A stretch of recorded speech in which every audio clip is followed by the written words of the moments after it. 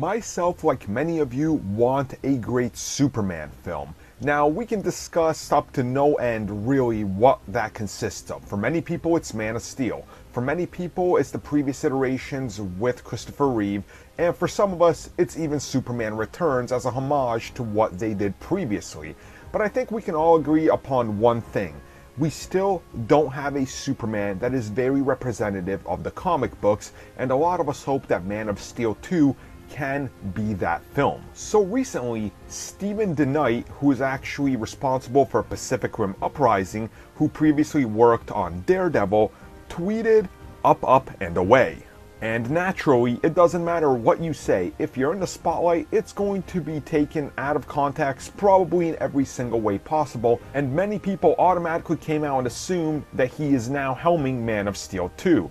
Well, today he just comes out and says, guys, no, this isn't it. All I did was say up, and away. That's it.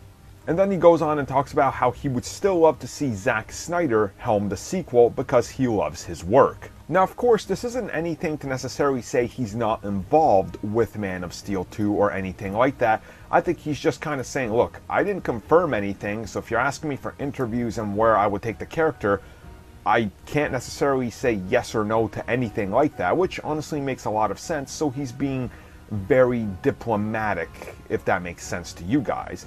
Now, when you really think about some of the other elements that are going into this movie, with how they're going to be moving on forward with the Man of Steel in whatever iteration of the character he's used, I guess, or whatever they decide to do with it, it's going to be rather interesting. And you know, with the bad blood that they've had between Zack Snyder and Warner Brothers, it's a question of if he's going to want to come back and what does Warner Brothers do.